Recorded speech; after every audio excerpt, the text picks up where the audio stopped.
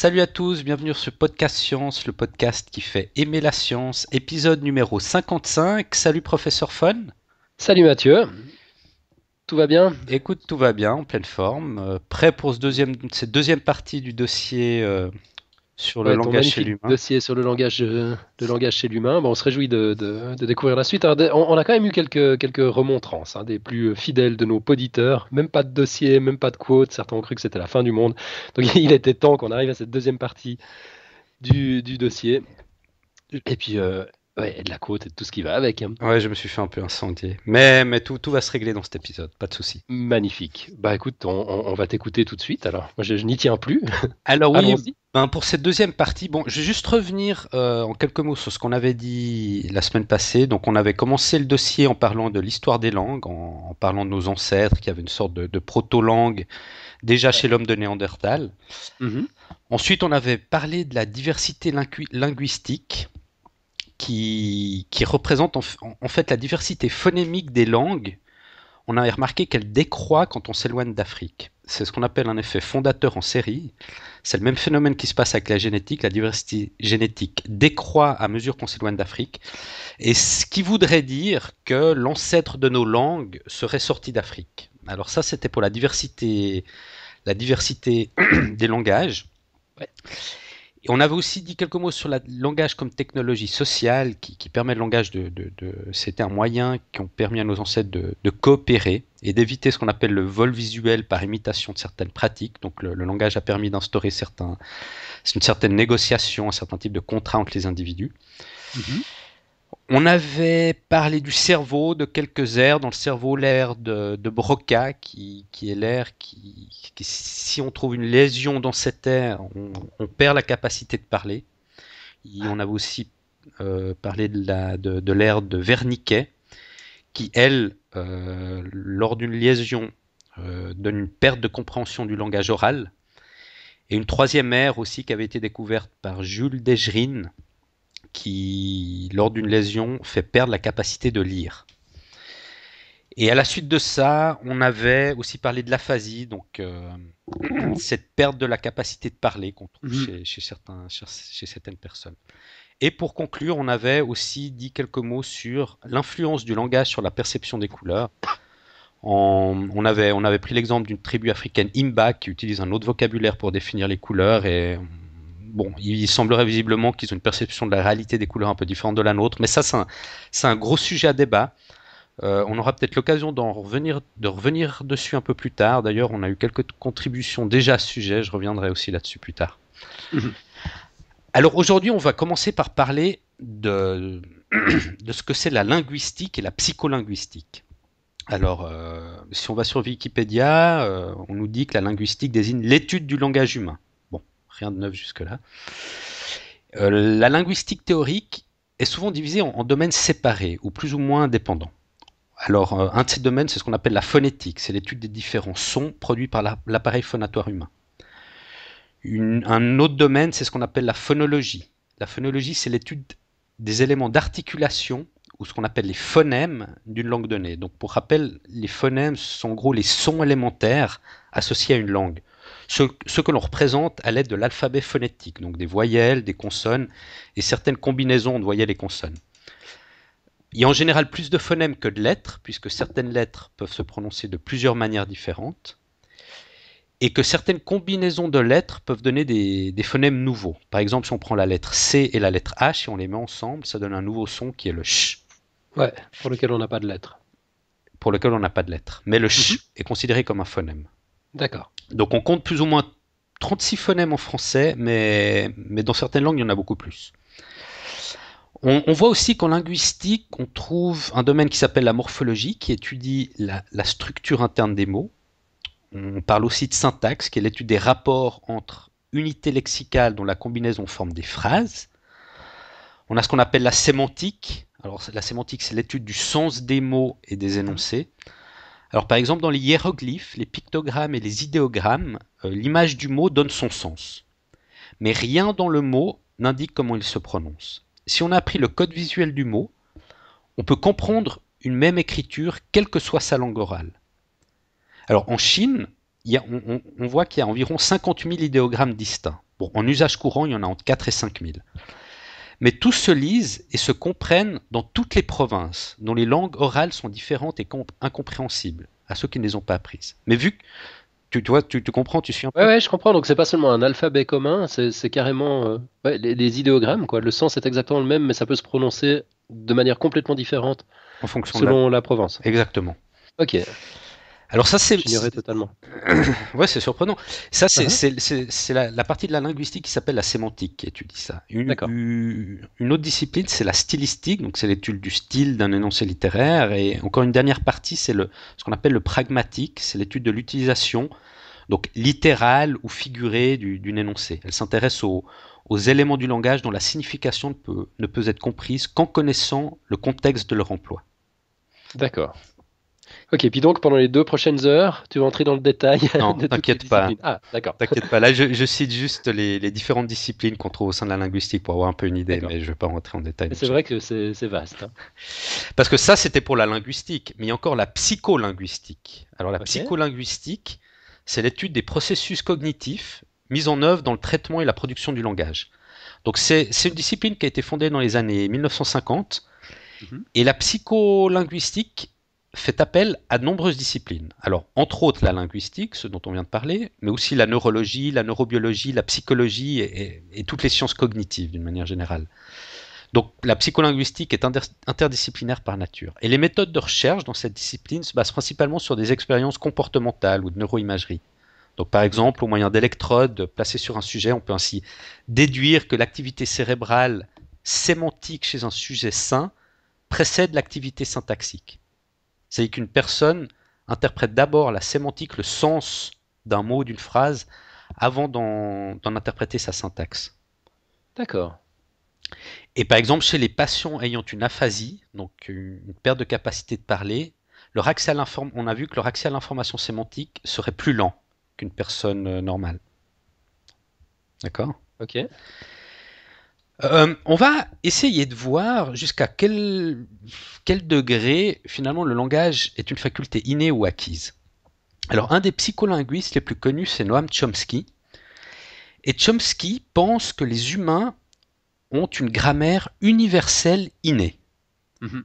Et cette grammaire universelle contiendrait les règles grammaticales permettant de parler toutes les langues, c'est-à-dire des structures communes à toutes les langues, inhérentes à l'esprit humain et à l'apprentissage du langage chez l'enfant. Ces structures linguistiques seraient d'ores et déjà codées dans le cerveau. Et les différentes langues parlées sur la planète ne seraient que en quelque sorte des adaptations, somme toute, Ouais. cosmétiques de ce langage cérébral fondamental. Et les enfants sont donc supposés avoir une connaissance innée de la grammaire élémentaire, commune à tous les langages humains. D'ailleurs, pour expliquer le fait que les enfants sont capables d'apprendre une langue qui a une grammaire complexe en un laps de temps relativement court, tout se passe comme si nous étions prédisposés à apprendre une grammaire qui comporte ce genre de règles. Et cette grammaire formelle que propose Chomsky expliquerait aussi la productivité de la langue. Avec un jeu réduit de règles de grammaire et un ensemble fini de termes, les humains peuvent produire un nombre infini de phrases. Et il existe et il existera donc toujours des phrases qui n'ont jamais été dites. Donc Chomsky stipule que cette connaissance d'une grammaire universelle est donc déjà inscrite dans la structure de la faculté du langage. D'accord. Tu vas détailler un petit peu ce qu'il entend par grammaire universelle? Oui, on va en parler. D'accord. Ok. Euh, alors, justement, cette idée que propose Chomsky, c'est ce qu'on appelle la linguistique générative. Par Mhm. exemple, on a constaté que les enfants commettent des erreurs caractéristiques quand ils apprennent leur première langue. Tandis que d'autres types d'erreurs, apparemment logiques, ne se produisent jamais. Ces erreurs d'apprentissage faites par un grand pourcentage d'enfants tendent à démontrer justement qu'il existe un processus de généralisation des règles inhérents à l'apprentissage. Par Ouais, exemple, d'accord. les enfants, ils ont tendance à dire, quand ils sont petits, ils sontaient au lieu de dire ils étaient. Ouais. Et donc l'enfant n'apprend pas par mimétisme, puisque l'erreur, dans ce cas de figure, n'a pas été copiée d'un professeur, mais a été produite par l'enfant lui-même. Ouais. Une autre observation qu'on a faite, c'est que la progression dans l'apprentissage semble être temporellement ordonnée. C'est-à-dire les enfants commencent par analyser la structure qu'on appelle prosodique vers 3 mois. La structure prosodique, c'est-à-dire les accents et les intonations des mots. D'accord? D'accord. Donc déjà, vers 3 mois, ils commencent à analyser cette structure prosodique. Puis, ils entament à analyser la structure segmentale plus tard, suivi ensuite de la structure syllabique, ensuite le lexique et enfin la syntaxe. Donc on voit qu'il y a des étapes temporelles dans l'apprentissage. Donc la faculté d'apprentissage du langage est structurée dépendant d'un système cognitif. Et le fait que cet ordre ne varie guère, donc cet ordre d'apprentissage, comme je dis, en fonction des enfants, semble indiquer que ce système soit universel. C'est-à-dire que le mécanisme d'apprentissage n'est en général pas spécifique à une langue. D'accord. Donc selon la théorie générative de Chomsky, la faculté de langage est un processus cognitif. Et la faculté de langage est une capacité innée, spécialisée dans l'espèce humaine, qui permet l'acquisition du langage. Ok.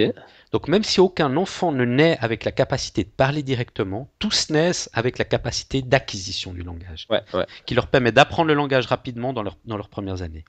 Donc il existerait par conséquent un module cognitif humain universel qui serait de base à la faculté du langage et pouvant expliquer la rapide acquisition de la langue maternelle, et ce, peu importe la langue. Donc à cette théorie générative développée par Chomsky, il y a d'autres théories qui s'opposent un peu à ces idées. L'une d'entre elles, c'est ce qu'on appelle le behaviorisme. Donc c'est un anglicisme pour dire aussi comportementalisme. Ouais. Donc les behavioristes ou les comportementalistes, eux, donnent une part plus importante à la non-spécialisation des structures d'apprentissage et au rôle des stimuli externes, des imitations. C'est-à-dire, pour les behavioristes, le langage est un ensemble d'aptitudes conditionnées par le phénomène stimulus-réponse, permettant ainsi la mémorisation. Il en découle que toute action de la parole est en soi un acte de répétition ou soit une analogie. Il réfute l'existence d'un dispositif inné, d'acquisition innée du langage, comme le stipule Chomsky. Ok, comme ça c'est clair, les deux camps sont. Bon, il y en a encore un place. troisième. Bon, je crois que si j'ai bien compris, ce mouvement de behaviorisme est quand même pas mal pris en défaut. Hein. Je crois que c'était plutôt un mouvement qui a commencé avant les propositions de Chomsky et qui continue à maintenir certaines postures comme ça, mais je crois que petit à petit on délaisse cette approche. Mais je suis pas spécialiste, donc je veux pas trop me mouiller là-dedans. D'accord. Mais un troisième point de vue de cette grammaire universelle et de la théorie générative postulée par Chomsky est aussi récusé, en fait par un autre courant qu'on appelle le connexionnisme. Le connexionnisme. Ouais, le connexionnisme, lui, ramène la langue au cas particulier des processus généraux du cerveau. C'est-à-dire les connexionnistes modélisent les phénomènes mentaux ou comportementaux comme des processus émergents de réseaux d'unités simples interconnectés. Je vais m'expliquer. Volontiers. En fait, quand on parle de réseaux d'unités simples interconnectés, on veut dire que la forme des connexions et des unités peut varier selon les modèles, mais c'est les mêmes pour tous les processus généraux et cognitifs du cerveau, pas seulement pour le langage. C'est-à-dire, les unités d'un réseau peuvent se représenter comme des neurones et les connexions peuvent représenter des synapses. Et on pourrait dire, par exemple, dans le cas de la linguistique ou du langage, que le modèle serait que chaque unité du réseau soit un mot et que chaque connexion soit un indicateur de la similarité sémantique. Donc, essayer de représenter le langage, finalement, la structure de langage comme une structure en réseau. D'accord, c'est un peu le genre de modèle qu'on utilise dans l'intelligence artificielle, en fait. Tout à fait. Ouais. D'accord. Okay. Donc, eux, ils font une sorte de similitude entre ces modèles d'intelligence artificielle et le fonctionnement du cerveau. Et donc, effectivement, le plus souvent, les connexionnistes modélisent ces phénomènes à l'aide de réseaux neuronaux. D'accord. Alors, comme on l'a vu, il y a quand même le gène FOXP2 et l'imagerie cérébrale avec la détection des aires de Wernicke et des aires de Broca qui ont tout de même permis de mettre en avant, en tout cas en partie, la caractéristique innée du langage chez l'homme. D'accord. Alors là, on a vu un peu les différents courants. Donc, selon Chomsky, il y a quand même une certaine part de faculté innée au langage. Beaucoup moins chez les behavioristes qui, eux, présentent plus une relation stimuli et d'imitation. Et les connexionnistes qui, eux, voient tout en réseau. Alors, on va parler un peu de l'acquisition du langage chez le bébé, chez l'enfant. Ok. L'acquisition du langage, c'est une étape importante du développement de l'enfant qui se déroule généralement entre les âges de 1 et 3 ans. Et au cours du développement humain, le langage est précédé par des modes de communication non verbaux, donc des jeux d'imitation réciproque entre la mère et le bébé par exemple. Dès la naissance, déjà quelques minutes après la naissance, le bébé détecte si les personnes qui l'entourent sont en train d'interagir avec lui ou non. Et si c'est le cas, le bébé répond et est stimulé par cette interaction. Il s'agit alors d'une communication préverbale.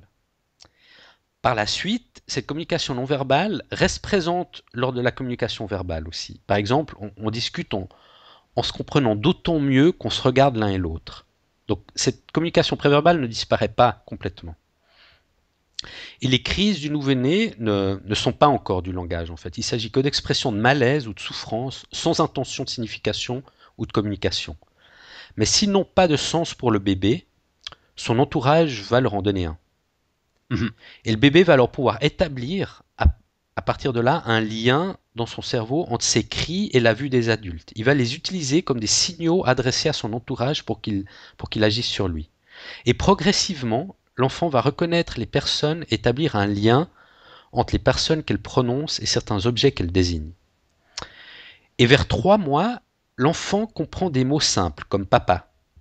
Il est important de signaler ici que l'un des facteurs fondamentaux permettant le développement de la communication linguistique est la communication non verbale, donc d'imitation et communication affective. Et pour que l'enfant parle, il faut qu'il le désire, il faut qu'il soit stimulé. Et vers le 4e mois, on peut entendre les premiers gazouillis. Le bébé produit d'abord des sons de façon accidentelle, et c'est en général un fort stimulant pour les adultes en train d'interagir avec le bébé, qui commentent les sons, les répètent et y réagissent. C'est donc l'interaction adulte-bébé elle-même qui est stimulée, et donc le bébé est fortement incité à persévérer. D'accord. Donc il comprend que c'est s'il pleure, on va lui donner à manger, par exemple, ou on va le changer. S'il gazouille, on va le câliner. Et c'est lui qui fait tous ces liens pour comprendre la signification finalement de ces cris qui au départ, enfin de ces manifestations qui au départ n'étaient pas chargées de signification. Exactement. C'est ça que tu dis. D'accord. Et petit à petit, le bébé reproduira aussi alors certains sons de façon constante et répétée. Et vers la fin de la première année, le babillage est plus clair, on constate la répétition intentionnelle de certaines sonorités. L'enfant a alors la possibilité de prononcer les premiers mots. On peut donc considérer qu'il y a 2 moments principaux dans l'acquisition du langage. Dans un premier temps, la capacité d'articuler certains phonèmes indépendamment de leur signification, et dans un deuxième temps, la capacité de leur donner un sens relativement à la langue parlée par l'entourage. Alors, ce qu'on a aussi montré, c'est que chaque nouveau-né a la capacité d'apprendre n'importe quelle langue. Mais cette capacité ne peut se manifester que s'il est engagé dans un dialogue actif. Il apprendra alors sa langue et aura tendance à perdre la capacité à distinguer la richesse et la subtilité des autres langues. À 6 mois, l'espace des voyelles se rétrécit à la langue maternelle, puis à l'âge d'1 an, celui des consonnes. Et c'est à cet âge, par exemple, qu'un enfant japonais apprenant sa langue perd sa capacité à distinguer le R du L. Donc tout se passe comme si l'acquisition du langage n'était possible qu'au prix d'un oubli. Ouais, c'est intéressant. Donc cette appropriation de la richesse et de la singularité de sa langue maternelle a tendance, si on n'apprend pas d'autres langues, à rendre indistinctes ces autres langues qui deviennent comme du bruit incompréhensible. D'ailleurs, l'expression des Grecs de l'Antiquité pour désigner les étrangers, les barbares, vient de cette idée-là, parce que il leur semblait, quand il y a des étrangers qui arrivaient en Grèce, aux Grecs, il leur semblait que ces étrangers ne savaient pas parler. Il leur semblait qu'ils n'avaient pas de langage. Seulement la capacité d'articuler des sons sans signification, barbare, une sorte de charabia comme ça. Barbare, donc barbare. Donc tu vois qu'on a, voilà, durant la première année, on est ouvert à toutes les langues et petit à petit on se spécialise et on acquiert une sorte de prosopagnosie appliquée aux langues. Juste une agnosie en l'occurrence. Comment ? Je pense. Juste une agnosie en fait. Pourquoi ? Appliquée aux langues. Parce que proso c'est le visage. Ah d'accord. Il fait oublier, c'était agnosie. Si j'ai bonne mémoire. Ok.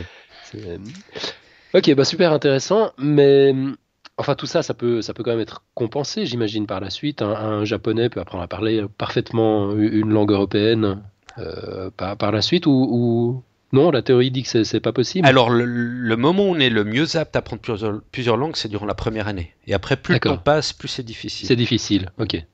Ouais.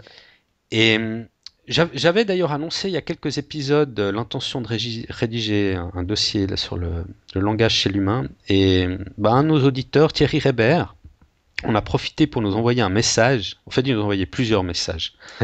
Il a l'air de bien s'y connaître et voilà, il nous a envoyé quelques recherches plus approfondies sur ce thème de l'apprentissage du langage chez le bébé. Alors, c'est assez dense et c'est très intéressant. J'ai mis le contenu de son message dans le dossier, vous le retrouverez sur le site, Donc, dans la version écrite du dossier. dans la version écrite du dossier. Ok. Je vais peut-être pas le reprendre aujourd'hui, passer un peu long, un peu dense, puis ça risque de faire un peu trop pour aujourd'hui, je pense. Mais peut-être la D'accord. semaine prochaine, si on a un peu de temps, on reprendra. Ok. Ouais, quand tu dis qu'il a l'air de s'y connaître, en fait, il est prof assistant à l'université de Neuchâtel, doctorant en linguistique, justement. Ouais, donc ici, Il s'y connaît. Il n'y a aucun doute là-dessus, il s'y connaît. donc il nous parle par exemple là des expériences qui ont été faites pour justement déterminer ces bébés en fait on les appelle les phonéticiens universels parce qu'ils ont D'accord. la capacité d'apprendre tous les sons et toutes les langues. Donc il nous parle des différentes expériences qui ont été faites là autour. On reviendra là-dessus je pense la semaine prochaine. Ok, ça marche. Alors il y a quand même un certain nombre de questions qui restent encore ouvertes et qui ne sont qu'en partie résolues. Par exemple, la capacité à utiliser le langage est-elle apparue brusquement? Donc ça, c'est la position défendue par Noam Chomsky. Ou c'est plus un processus de sélection naturelle? Ça, c'est la position défendue par un autre chercheur qui s'appelle Steven Pinker. Donc là, c'est pas encore une question tranchée. Il y a aussi quelles sont les facultés nécessaires? Quelles facultés nécessaires au langage sont-elles modulaires? Donc, est-ce que le langage se définit plutôt sur un modèle modulaire ou peut-être plutôt sur un système de réseau comme le disent les connexionnistes? Ou sur un système modulaire dans le cerveau avec l'aire de Broca et des aires spécialisées? Ouais, On n'est pas encore non plus, je crois pas que c'est tranché. d'accord. On peut aussi se poser la question s'il y a une période critique pour apprendre à parler.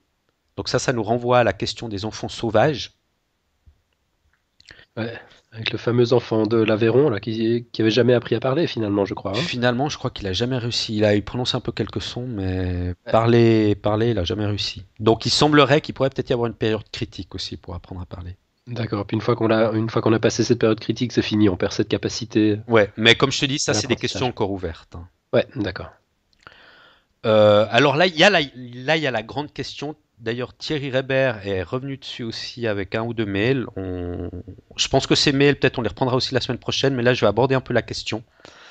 C'est la grande question dans les sciences linguistiques, c'est notre langue influence-t-elle notre façon de penser? Ah, Donc ça, c'est une hypothèse qu'on appelle l'hypothèse de Sapir-Whorf. d'accord. Donc cette hypothèse décrit le rôle du langage dans la pensée. Donc la façon dont on perçoit le monde dépendrait du langage. Autrement dit, que les représentations mentales dépendent des catégories linguistiques. Alors c'est typiquement ce dont j'avais parlé la semaine passée, l'influence du langage sur la perception des couleurs chez la tribu Imba en Namibie. Mhm. Eux, ils utilisent un autre vocabulaire pour les couleurs et il semblerait qu'ils perçoivent un peu les couleurs différemment. Euh, un autre exemple, le mot américain peut prendre un sens différent selon la langue. En français, un américain, ce sera presque toujours compris comme un habitant des États-Unis d'Amérique. Ouais, Par contre, en espagnol, un americano signifiera toujours un habitant de l'ensemble du continent américain. ouais, ouais, Ça, c'est ouais. dû au lien culturel entre l'Espagne et les pays Hein. hispanophones du continent latino-américain. Donc le terme américain courant en français se traduirait en espagnol pardon, estadounidense, c'est-à-dire états-unien. Ouais, Donc la réalité serait, selon cette hypothèse Sapir-Whorf, dans une grande mesure inconsciemment construite à partir des habitudes linguistiques du groupe. Deux langues ne sont jamais suffisamment semblables pour être considérées comme représentant la même réalité sociale. Et les mondes où vivent des sociétés différentes sont des mondes distincts. Pas simplement le même monde avec d'autres étiquettes, mais vraiment des mondes distincts. Alors cette thèse de Sapir-Whorf, qui dit que notre langue influence notre façon de penser, est au cœur d'une grande controverse, parce qu'au début des années 1960, les psychologues Roger Brown et Eric Lenneberg ont entrepris de véritablement tester cette hypothèse à partir d'observations expérimentales et montrèrent que le lexique des couleurs semblait avoir une influence réelle sur la perception et la mémoire de celle-ci, par des locuteurs parlant des langues différentes. Par contre, une étude à large échelle comparant les termes de couleurs dans plusieurs dizaines de langues menée par les anthropologues Brent Berlin et Paul Kay a montré que ça a montré le contraire, c'est-à-dire que l'organisation hiérarchique du lexique des couleurs est quasi universelle.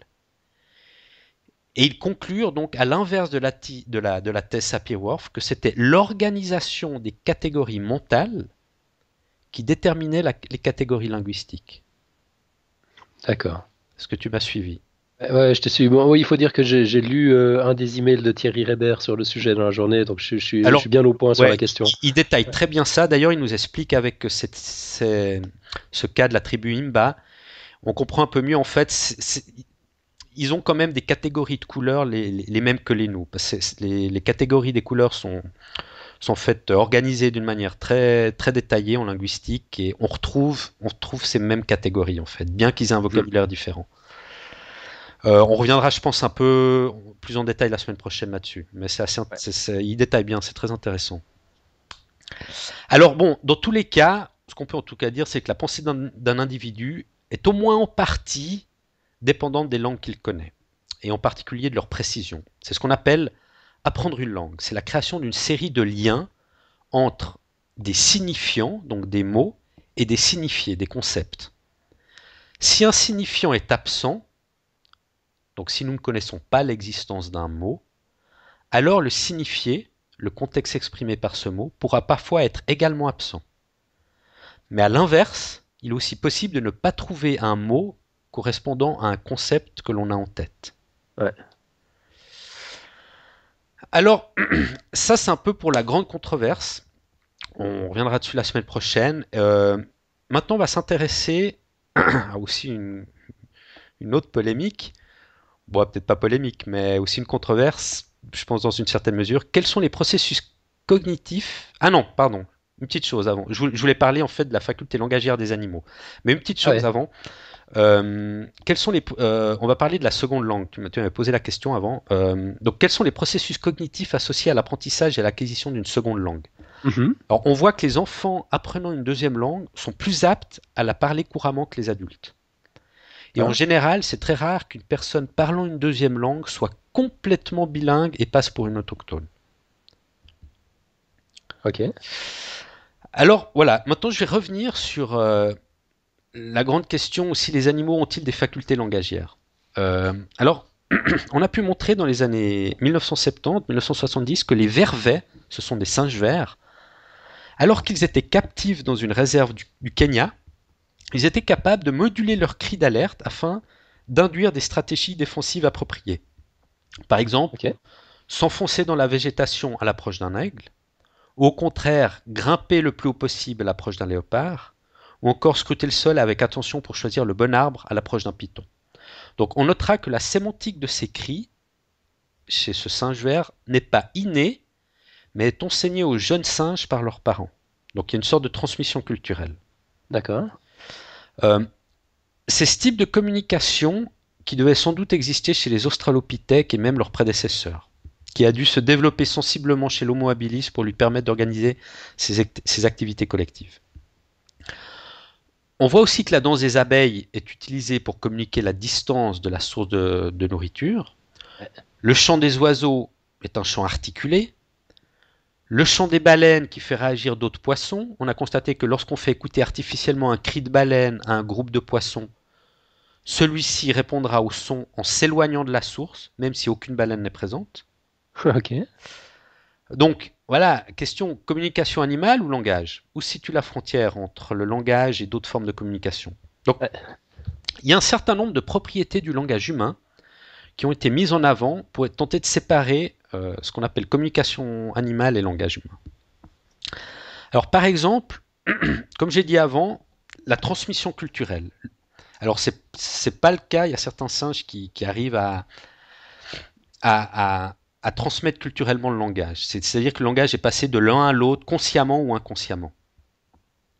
Alors ça, c'est propre généralement à l'être humain. Il y a peut-être quelques exceptions, mais c'est propre à l'être humain.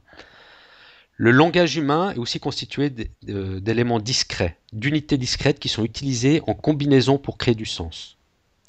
Des éléments discrets, c'est-à-dire Des mots, des mots D'accord. combinent ensemble pour créer des phrases.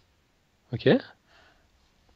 Euh, on a la notion de déplacement. Le langage peut être utilisé pour communiquer sur des choses qui sont ou qui ne sont pas dans notre voisinage, autant spatial que temporel immédiat. Donc, on a la capacité de parler à travers le langage, de parler de notre passé, de notre futur, d'un point qui n'est pas devant nous à l'autre bout de la Terre, d'un lieu géographique éloigné. D'accord. Ouais. On a aussi cette capacité de métalinguistique, c'est-à-dire la capacité de discuter de notre propre langage. C'est ce que font les linguistes, par exemple. Ok. D'accord. Mhm. On a l'idée de productivité aussi chez le langage, chez l'humain. Un nombre Pardon. Ouais, non, j'essaie d'imaginer ce que ça peut bien La être. productivité, non, mais c'est un nombre fini d'unités ou de mots peuvent être utilisés pour créer un nombre infini d'occurrences. Ah, d'accord, ok. Ça, on appelle la productivité, c'est marrant. Ouais. Ok. On a cette capacité à l'alternance. C'est ce qui permet un aller-retour entre les interlocuteurs dans une véritable communication à double sens. La différence avec le langage animal, dont les signaux émis généralement unilatéralement déclenchent une réaction plutôt que d'entrer en relation sur le mode du langage. D'accord. D'accord. Chez les animaux émettent des sons ou des signaux, mais la réaction de son congénère est plus une réaction physique d'aller se cacher, de monter sur un arbre, plutôt qu'une réaction sous mode de langage. C'est pas de répondre ouais, plus tard. Voilà. Ok. On a aussi la capacité à exprimer le possible et non seulement le réel présent. C'est la condition sine qua non de la capacité d'abstraction. Ouais. On a aussi la capacité à exprimer des liens logiques, ce qui permet la naissance de l'argumentation. Ok, qui est pas toujours logique. Et on a aussi la capacité à exprimer la mémoire du passé. Donc l'aboutissement le plus achevé de cette capacité, c'est l'écriture. Mais à l'époque, la transmission orale existait aussi, usant de cette même capacité. Ouais. Alors, des recherches sur les singes suggèrent qu'ils sont capables d'utiliser le langage de manière à satisfaire certains des critères que je viens de citer. D'accord, mais jamais tous à la fois. Exactement. Donc, ouais. Ils arrivent par exemple à émettre une sorte de transmission culturelle de leur langage. Dans certains cas, ils ont un langage construit avec des unités discrètes. Ils ont un langage aussi productif, mais aucune expérience n'a montré qu'ils étaient capables de couvrir tous ces critères en même temps. Ouais.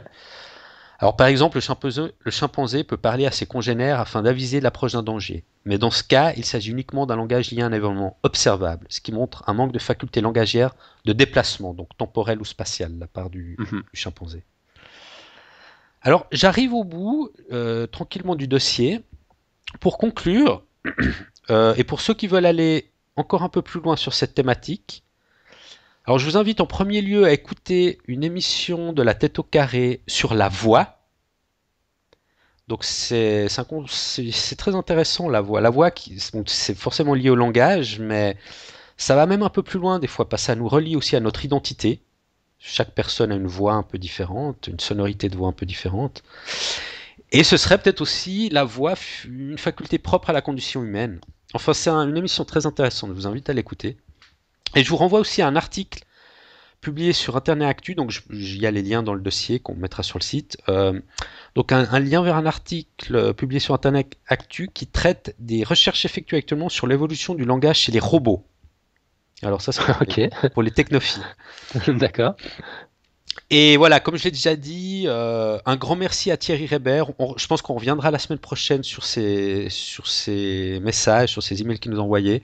Il approfondit pas mal tout ce que j'ai dit, c'est vraiment bien. Mais là, je crois qu'aujourd'hui, ça fera un peu trop si on se lance là-dessus. Ouais, effectivement, parce que c'est assez long. Hein. Ouais. C'est pas aussi long que ton dossier, mais, mais quand même, c'est copieux. Donc ouais, excellente idée, on va se garder ça pour la semaine prochaine, comme ça on aura le temps de réfléchir aussi, de digérer tout ça, parce qu'il y a beaucoup d'informations. Ouais. Et puis je crois que ce sera bien. Que t'as fait. Ce sera bien de répéter tout ça, je crois, parce que c'est vrai que c'est un dossier assez lourd, donc voilà. Ouais, je m'attendais pas du tout à ça quand t'avais décrété que tu te lançais gaillardement dans sur ce vaste sujet. En fait, je me rendais pas compte qu'il était si vaste, quoi. Mais là, tu l'as vraiment exploré sous tous les angles. Ouais, J'ai ouais. appris plein de trucs. Non, j'avais dit au début du dossier la semaine passée, on part dans toutes les directions quand on Ouais, c'est vrai, parle de alors. Ouais. thématiques comme ça. Bah, c'est formidable. Écoute, merci beaucoup. Et bah, merci aussi à Thierry d'avoir contribué, Thierry Rébert. Et puis, bah, ouais, rendez-vous la semaine prochaine Et pour oui, approfondir un peu. pardon. Je veux dire, pour les impatients, ces commentaires sont aussi publiés. Ces messages qu'ils nous ont envoyés, je les ai mis dans le dossier, donc ils peuvent aller les lire aussi pour les impatients. Excellent. Ok, bah sinon, on avait encore quelques petites bricoles, comme toujours. D'abord, signaler que Lucille a de nouveau produit une illustration qui explique le succès évolutif des méduses. C'est franchement poilant. Rendez-vous sur le site très vite si vous l'avez pas vu. C'est excellent. Ensuite, Pierre Kerner a retrouvé ce qu'il voulait nous dire dans le premier épisode de sa saga sur l'histoire du vivant. Tu te rappelles peut-être, Mathieu, tu t'étais demandé à un moment si on pouvait définir qu'un organisme est en vie grâce ou à cause à sa capacité de mourir. Ouais. Et bah là, il a retrouvé ce dont il voulait parler, il l'avait sur le bout de la langue et c'était pas venu, c'était le concept d'immortalité biologique. Et on constate en effet que certaines cellules cancéreuses ne sont pas soumises au vieillissement biologique, que les tardigrades, dont on avait déjà eu l'occasion de parler, peuvent potentiellement vivre éternellement. D'ailleurs, une équipe de chercheurs russes en enverra en décembre 2011 sur Phobos, c'est l'une des deux lunes de Mars, pour tester la théorie de la panspermie, donc voir si la vie peut démarrer en envoyant comme ça du vivant et en voyant ce qui se passe. Et ben ça, c'est marrant, ça pose un sacré problème éthique, mine de rien. Ouais. Alors Et je me tu suis dis posé ça la comme même question. ça, du genre, ouais, on va envoyer des bactéries sur Mars, ou non, des tardigrades sur Les Mars, tardigrades, ouais, ces espèces de petits, pour de voir petits ours là. Ouais. si ça déclenche la vie sur Mars. Mais c'est Alors c'est pas sur Mars quand même, hein, c'est sur Phobos. Ah, pardon. Ouais, c'est une des Ah, lunes de une des deux Mars. lunes de Mars. D'accord. Mais bon, même, bon, enfin, ça, Effectivement, je suis d'accord avec toi, ouais. Comme si on n'avait pas déjà fait assez de dégâts ici. Dieu sait ce qu'on va encore. non, mais ça a l'air On va d'être pris un encore peu à la produire. légère comme ça, mais je trouve que c'est quand même assez important comme question qu'on peut se poser si on doit le faire ou pas. Je sais pas. Mhm. Enfin bon, Ouais. c'est un autre, c'est Ouais. un, c'est un autre débat. Bah, j'espère qu'on aura l'occasion de suivre tout ça de près. Ce sera à partir de décembre 2011, si tout va ouvrir un peu tout ça. Euh, ouais, le concept indique encore que certaines méduses ont des capacités de régénération cellulaire qui leur permet également, au moins tant qu'elles n'ont pas d'accident évidemment, de vivre éternellement.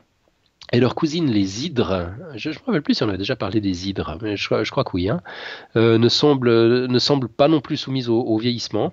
Là, par contre, les mécanismes ne sont pas encore totalement expliqués. On ne sait pas très bien comment ça marche. Et puis, il y a les bactéries, finalement, en groupe, peuvent elles aussi vivre éternellement.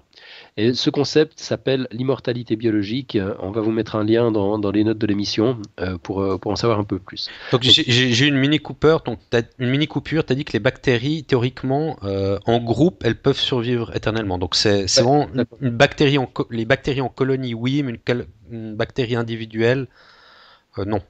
Et Voilà. une bactérie individuelle est mortelle et une colonie de bactéries est immortelle. Ouais. Ouais. Ouais. Enfin, tant qu'on ne spraye pas la colonie à grands Ouais, ouais. coups d'antibiotiques, évidemment. Donc, tout ça, c'est évidemment hors accident, hein. Mais Mhm. c'est la notion de vieillissement, en fait, telle qu'on la connaît chez nous, qui n'existe pas chez ces espèces. Mhm. Ou en tout cas pas de la même manière.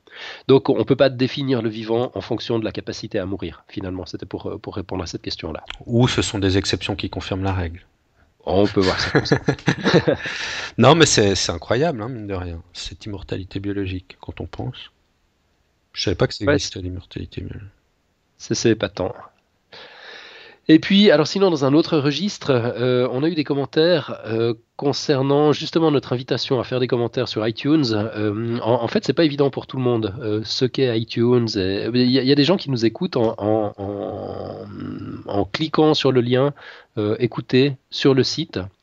Donc voilà, on va pas entrer dans le détail. iTunes, peut-être juste dans les grandes lignes pour celles et ceux qui connaîtraient pas et que ça intéresse, c'est la solution d'Apple qui permet d'acheter de la musique en ligne et de s'abonner au podcast et de trouver des nouveaux podcasts et de les synchroniser avec son iPhone.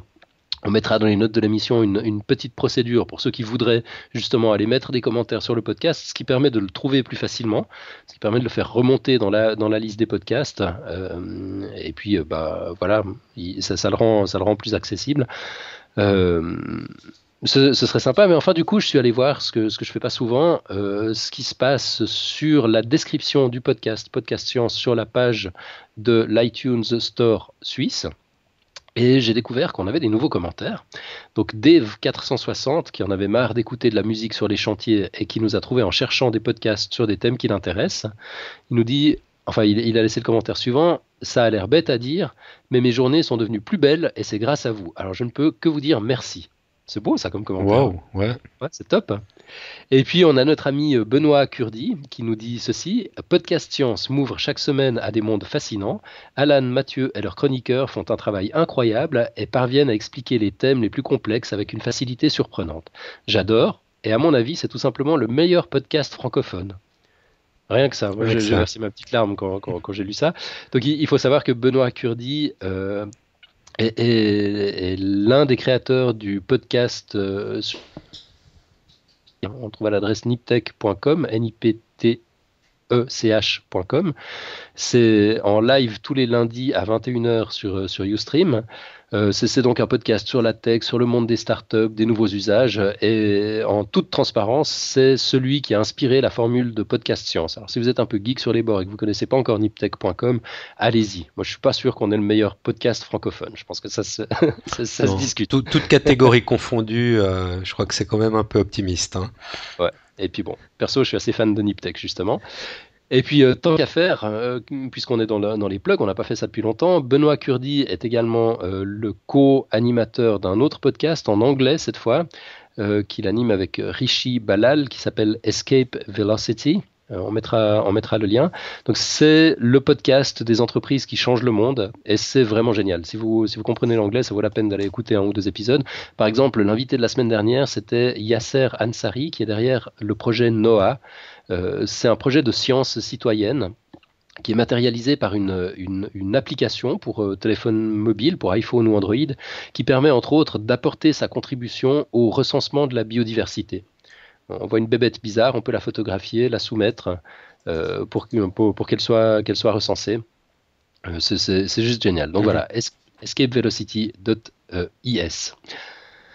Et puis, moi, j'ai rien d'autre à dire, en fait, si ce n'est introduire à grands coups de roulement de tambour. Cette fois, c'est confirmé, donc ta quote est vraiment plébiscitée, et pas que par moi. Ouais, je me suis fait un peu allumer cette semaine. Ouais, Mais... bon, tu l'as cherché aussi. Ma foi, il fallait tester, c'est fait. Ouais, je promets, ça ne se reproduira plus. J'aurai toujours ma quote. C'est bien, ça fait plaisir. Non, mais ça a valu la peine d'attendre une petite semaine là. Pour écouter la quote sur cette thématique du langage chez l'humain.